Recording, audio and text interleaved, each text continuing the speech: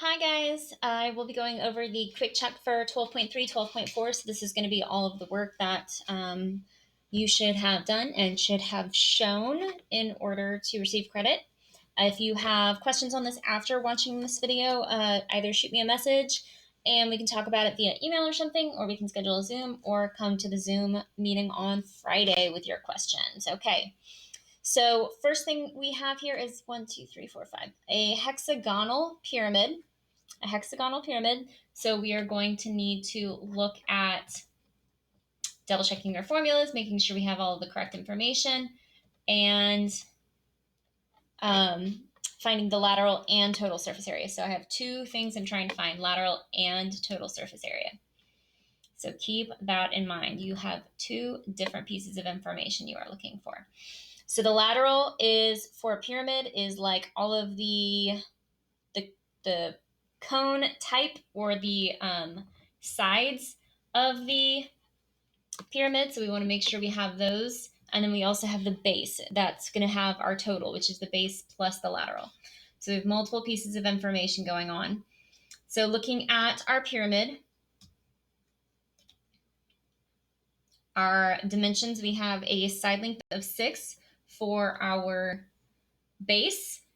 And we have a height, a vertical height of 8. So this is the height, but what we are going to need is the slant height. So if we were going to slide down our pyramid, the slant height would look something like this, going down the side. So it's at a right angle. This is slant height, which we feature with a cursive little lowercase l. So we're going to need to find that as well. So for the lateral, we are going to take 1/2 of the perimeter of the base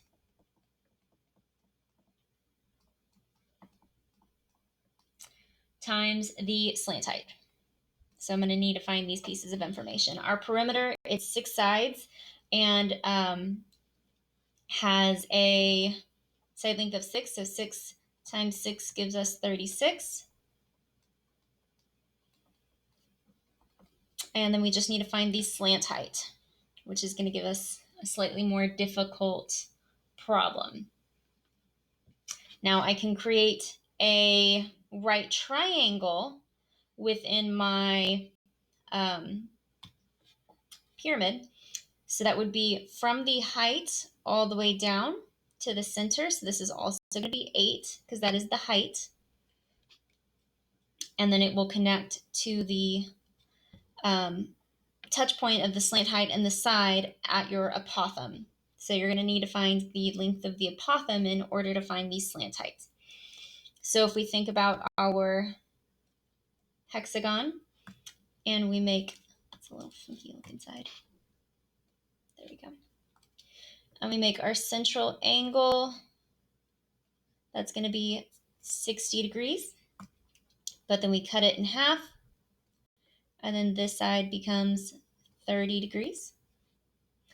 The full side length was 6. So this portion right here is 3.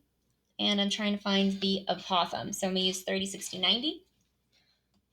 30, 60, 90. Let's double check if it said to round or radical. It said round. Okay. So you can do 30, 60, 90, or you can do trig. It doesn't matter to me at this point. But I know that my apothem is across from this 60 degrees down in the corner. And across from 30 is 3. So my apothem is going to be 3 root 3, or approximately 5.196152. So that is my apothem. So now I'm going to have to take that into account with my right triangle. I'm going to go to the left side of the screen. So this is 8. This is the slant height, and then my apothem. And I'm going to do Pythag. So 8 squared plus the apothem squared, that whole number, equals the slant height squared.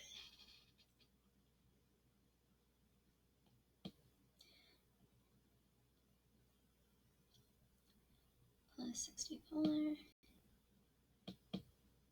which is going to give me a slant height of root 91, or approximately 9.539392.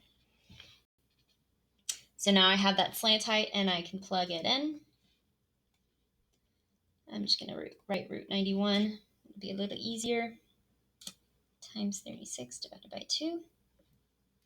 And so this is going to give me a lateral surface area of 171 point, and we're rounding to the nearest tenth, 7 centimeters squared. And then for the total surface area, we're going to take that lateral we just found plus the area of the base. For the area of our base, we have to use that apothem.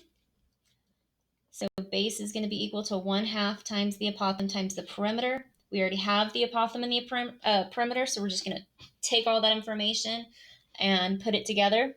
So our total is going to have the lateral plus 1/2 times the apothem, which was 3 root 3, or 5.196152, times our perimeter, which was 36. So 3 root 3 times 36 divided by 2 plus that 171 is going to give us a total surface area of 265.2, and we are dealing with centimeters squared. So your lateral, somebody's playing music outside my window, interesting, and your total surface area are right there. So that's question 1, which has 2 parts, so 1 and 2. Moving on to question 3 from the formative, if you're looking at it via that way. And this is talking about the surface area of a cone with a radius of 4. Now with a cone, I need your slant height as well. And so we have a right triangle between the height and the radius and the slant height. And I'm going to use that 25 degrees to find the slant height. So I'm using the opposite side in the hypotenuse. So sine of 25. The opposite is 4. The hypotenuse would be that slant height. So slant height is equal to 4 over sine of 25. Make sure your calculator is in degree mode.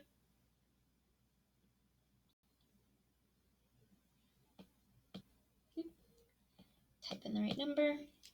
So my slant height is 9.464806. And I got to keep that whole thing with me. Can't use just part of it. And for total surface area, our formula is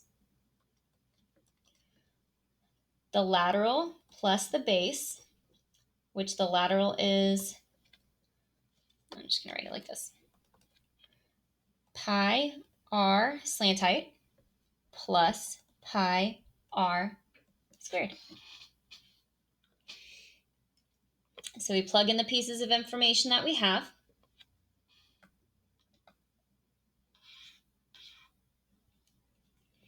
So pi, our radius is 4, times our slant height, which is 9.464806, plus pi 4 squared. And it says to round to the nearest tenth, so you can multiply your pi in.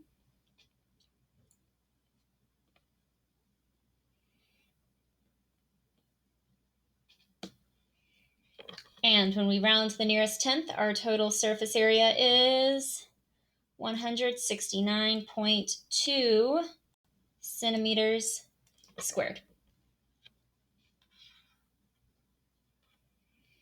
Next, we have a composite figure for surface area, and it is a pyramid and a prism. So I'm going to break it up into 2 pieces. I'm going to do the top, which is the pyramid, but it's just the lateral of the pyramid. There is no base. When you stack shapes together like this, you are not going to be touching or able to touch the pieces that are overlapping. So I'm not going to use the base of the pyramid at all. So I don't even need to worry about that. So my only formula for the lateral is 1/2 times the perimeter times the slant height. I'm given the slant height, it is 4, and I have side lengths of 6. So my perimeter, I have 4 sides, 4 times 6, and then the slant height is 4. 6 times 4 divided by 2. And my lateral for the pyramid is 48 feet squared. Then I take into account the bottom piece, which is a prism, but I'm not using the top. So if you think about that, you're not using one of your bases. So you can either do the total of the prism and then subtract the top off. So you can do the total of the prism and then minus the top. Or what I am going to do is I'm going to do the lateral of the prism plus 1 base, just 1 base.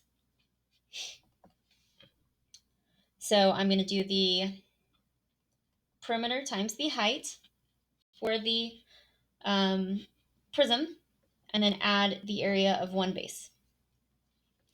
So the perimeter of the bottom is the same as the perimeter for my pyramid, which is 4 times 6. And then the height is 3. And then I'm going to add the area of 1 base, which would be 6 times 6. 4 times 6 times 3 plus 36 is 108 feet squared. And now I'm going to add these together. 48 plus 108. Delete. Gives me 156 feet squared. Final answer. Okay. And then we are on to our 2 volume problems. So number 4 is the volume of a triangular prism.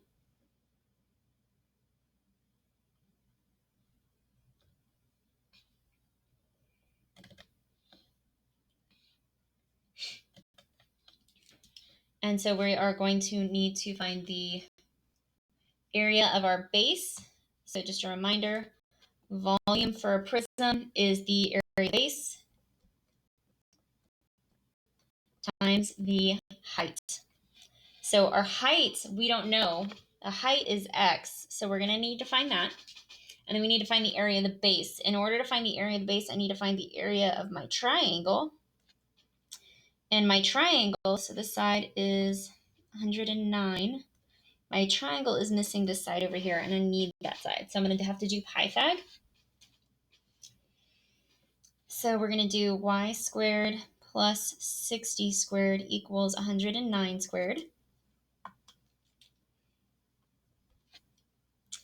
So 109 squared, 60 squared. Boom, minus that. And when I do Pythag, I get a side length of 91. So y is 91 yards. So for my area of the base, I'm going to do the base, which is 60 of my triangle, times the height, which is 91. Again, there's a difference between the height of the prism and the height of the triangle. So you've got 2 different heights that you're dealing with. So make sure you're keeping that in mind when you're setting up your problems. So I've got 60 times 91 divided by 2. So the area of my base is 2,730 yards squared. Now this problem, key thing is it gives us the volume and it's asking us to solve for h, the height. So we're going to just set this up with the total volume. So 122,850 equals the area of our base, which was that 2,730 times the height. And in order to get that height, or x by itself, We divide 2730.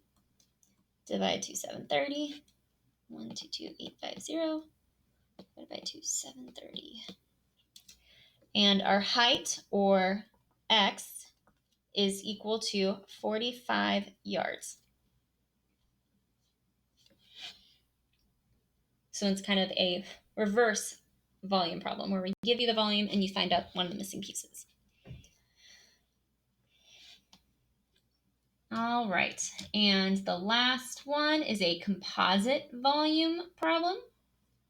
So I have a big prism.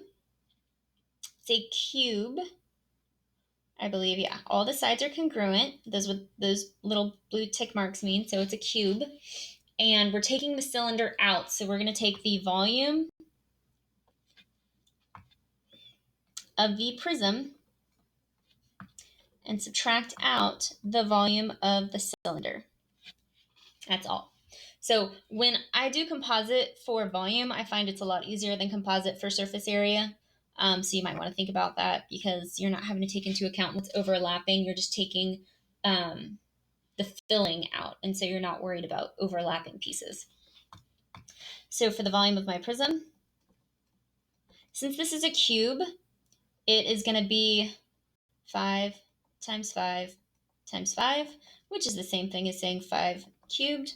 5 to the power of 3 is 125. And this is saying centimeters. So centimeters cubed. For my cylinder, I'm going to need to take into account how to do the volume for that. So volume of a cylinder is going to be pi r squared times the height. It gives us the radius of the cylinder as being 2, so pi 2 squared. And then the height is the same as the side of our cube, so 5. 2 squared is 4. Times 5 is 20, so we have 20 pi centimeters cubed.